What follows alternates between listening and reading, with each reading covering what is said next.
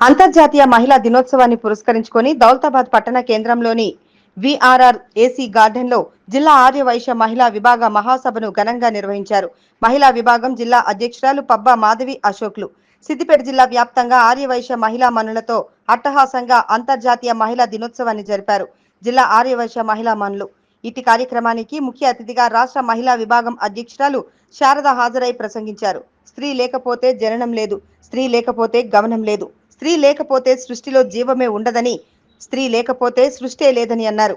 ఏ ఇంటిలోనైనా మహిళ గౌరవింపబడుతుందో ఆ ఇల్లు దేవాలయంగా విరాజిల్లబడుతుందని ఆమె కొనియాడారు. ఈ కార్యక్రమంలో ఆర్యవైశ్యులు, జిల్లా ఆర్యవైశ్యులు, మండల ఆర్యవైశ్యులు, దౌలతాబాద్ పట్టణ ఆర్యవైశ్యులు తదితరులు పాల్గొన్నారు. చాలా సంతోషం.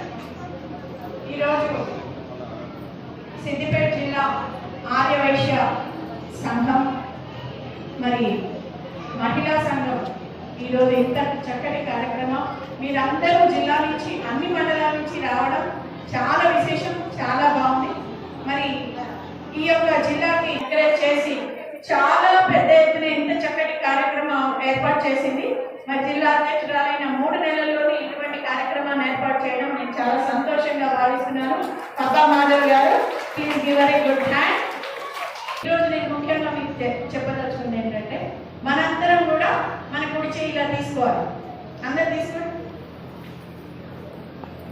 ఉంది కదా దాన్ని. బికాస్ మనందరం మహిళలు. ఎందుకంటే మరి ఎంత నారాయణ పూజంతే రమంతే కర్తృదేవన్న అంటే, ఎక్కడైతే మహిళలు పూజిస్తారో అక్కడ దేవతలు ఆనందనాట్యం చేస్తారు. అవునా కదా? అవును. ఎక్కడైతే ఏ ఇంట్లో అయితే మహిళ ఆనందంగా ఉంటుందో, మహిళ ఎప్పుడైనా సరే బాధగా ఉంటే ఆ ఇల్లండి సకల మన సంపదలతో ఎత్తిరిల్లు. మహిళ ఎప్పుడైతే ఒక కోడలు కానీ, ఒక కూతురు కానీ, భార్య కానీ, తల్లి కానీ, ఏ మహిళ అయినా సరే ఇంట్లో అందరూ ఆనందంగా ఉంటే ఆ ఇల్లు ఒక 1000 రూపాయలు సంపాదిస్తే 1,00,000 రూపాయలకి పెడతారనమాట. అలా ఉంటుంది. నేను చాలా చూసాను. ప్రతి మహిళని ప్రతి ఇంట్లో ఆనందంగా ఎప్పుడైతే ఉంచుతారో ఆ ఇల్లు లక్ష్మీ కళతో కలకలలాడుతుంది. కాబట్టి మనందరికీ బాగా తెలుసు. మరి ఇక్కడ ఉన్న పెద్దలకు కూడా అదే నేను తెలియజేస్తున్నాను. మనం అందరం ఇక్కడ ఒక్క చోట చేరి ఎన్నో సహాయ కార్యక్రమాలు జిల్లాలో చేస్తూ ఉంటాం.